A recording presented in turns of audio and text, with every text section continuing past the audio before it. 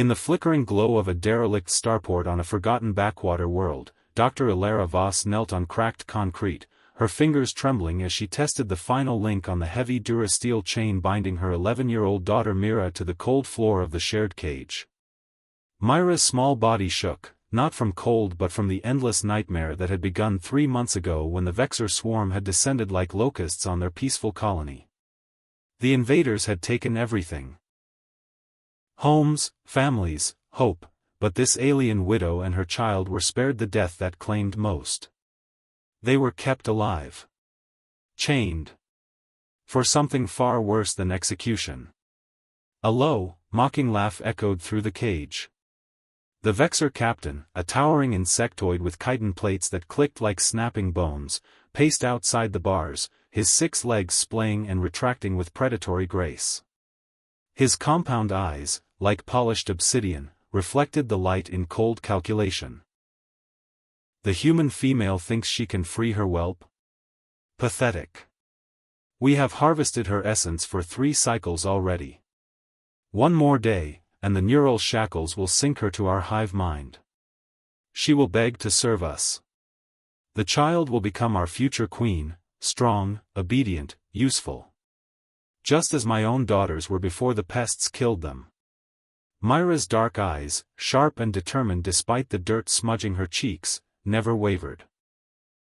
She stared straight at the alien, refusing to look away even as fresh tears welled and spilled down her face. Ilara's heart hammered against her ribs, each beat a desperate reminder that this was their only chance. She swallowed hard, forcing her voice steady though it cracked at the edges. You may take me. Just let her go. She's only a child. She doesn't deserve this. The captain's mandibles parted in a grin that showed rows of jagged teeth, glistening with the faint sheen of moisture that passed for saliva in their species. His tail lashed once, the barbed end scraping sparks against the ground. The deal was made with your pathetic humans. The hive demands both.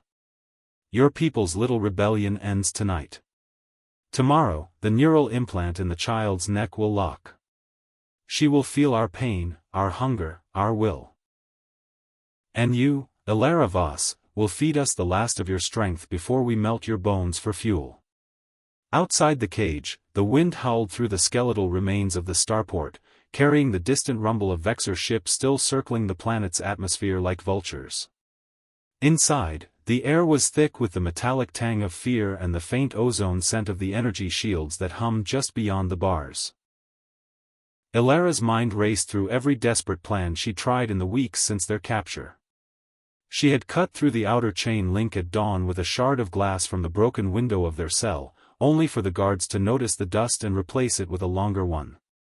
She had tried using Mira as a living shield during the last raid, positioning herself behind the girl and lunging for the captain's exposed throat, but the Vexor had anticipated her. They always did. Now, the cage itself was reinforced, thick bars spaced just wide enough for Myra's head to slip through if she twisted, but wide enough that a desperate adult could never reach the floor chain without the guards noticing. Every move she made only tightened the noose around them both. Tears burned her eyes, but she swallowed them again. Mira was all she had left. The only thing worth dying for. The only thing worth this kind of sacrifice.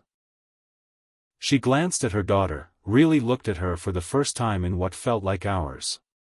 Mira was 11 now, not the fragile 7-year-old who had once begged for bedtime stories under the stars of their old colony world. The raids had aged her faster than any calendar. Her small hands, once soft and curious, were calloused and scarred from trying to hide during the evacuations that never came. Her uniform, once bright blue with the colony emblem, was torn and stained with the mud of tunnels they had been forced to crawl through to reach this holding pen. But her eyes, those fierce, intelligent eyes, were still hers. Still full of the fire that Ilara had seen in every child she had treated during the outbreak of the first Vexor infections. The ones that had spread like wildfire, turning peaceful citizens into mindless drones before the government fell. Mira, Ilara whispered, her voice barely audible over the captain's pacing. Remember the night we found each other in the rubble?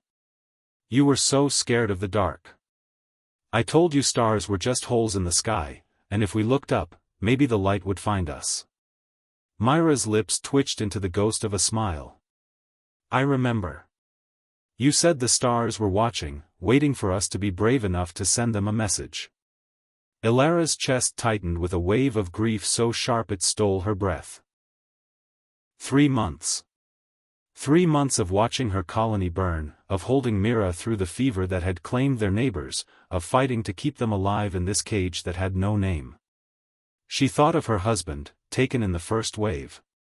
Of her parents, buried under the ash. Of every human face she had seen dragged away, eyes vacant, already sinking to the Vexor will. The galaxy had fallen in silence, the HFY myth a joke now. Humans were the weakest link. Expendable. She had told Mira that once, in the tunnels, when the screams of the older children had filled the air. But now, looking at her daughter's steady gaze, she wondered if the story wasn't a lie at all. The captain halted his pacing, his chitin plates shifting with a mechanical hum. Enough chatter from the pets. The hive requires your death synchronized with the child's transformation. The master unit is already calculating the timeline. Your pain will be exquisite, Ilara. Your fear will fuel the assimilation. Your child's screams will teach the others the price of resistance. Myra's small fist clenched at her side, the chain rattling softly as she moved closer to Ilara. I won't scream, Mom. I won't. Ilara's eyes stung. She wanted to pull her daughter into her arms, to kiss her forehead one last time, but the chain and the guards' rifles made it impossible. Instead, she pressed her forehead to Myra's through the bars, their skin touching in a forbidden intimacy. I love you more than the stars, more than the sky, more than anything in this universe. You are my reason for breathing. If it's our time, if it's now, know that I am proud. So proud. The words hung between them like a promise. Outside, the wind shifted, carrying a new sound, slow, deliberate footsteps on the gravel path leading to the port entrance. Human footsteps. Unhurried. Unafraid. The kind of steps that should not exist in this place. The Vexor captain's ears twitched, his compound eyes narrowing. Intruders. Or the human's false hope. Guards, respond. But the guards never had a chance to move. The lone woman emerged from the shadows at the edge of the port, tall and scarred, her dark hair pulled back in a simple braid that caught the light like a blade. Her uniform was torn in places, but the sigil on her shoulder patch was unmistakable, a lone star on a black field.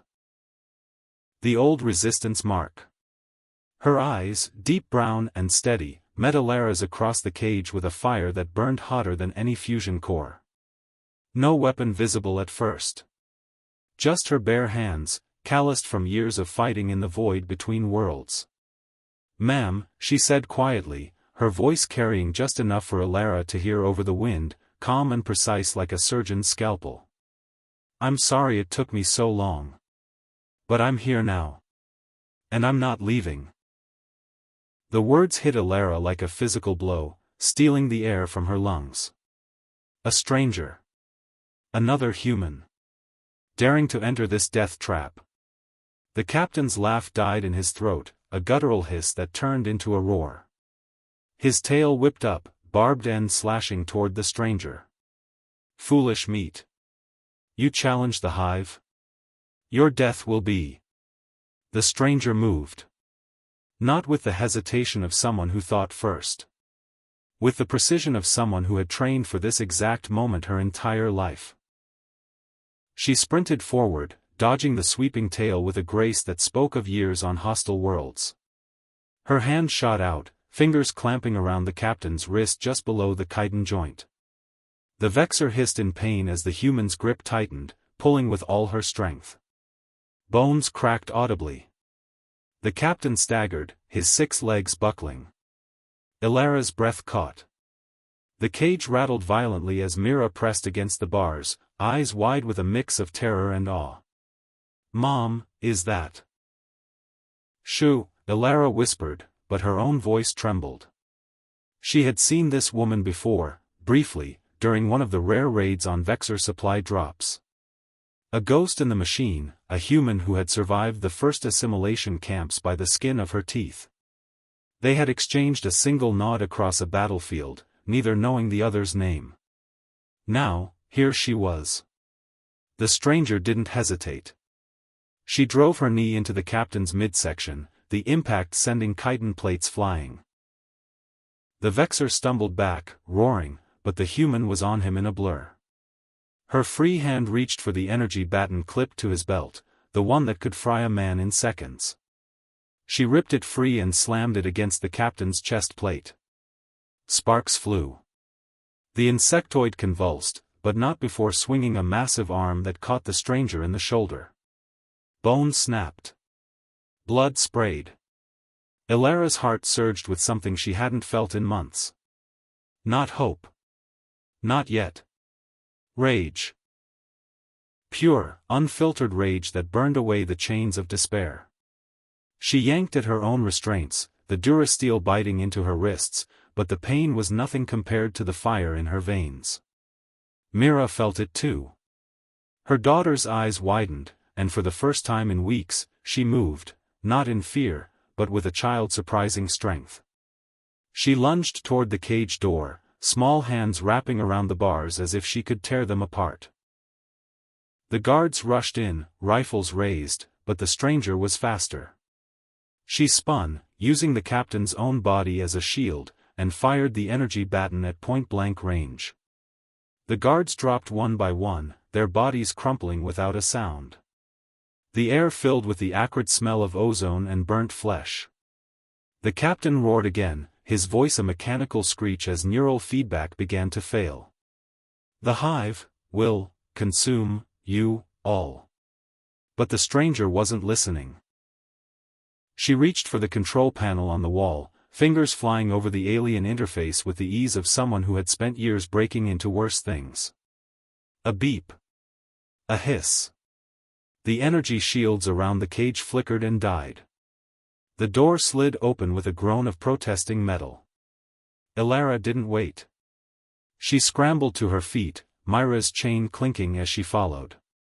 The girl was beside her in an instant, small arms wrapping around her mother's waist as they stumbled out of the cage. "We're free, Mom. We're really free." Elara's legs nearly gave out. She caught herself on the stranger's shoulder, the pain there sharp but welcome. Who are you?"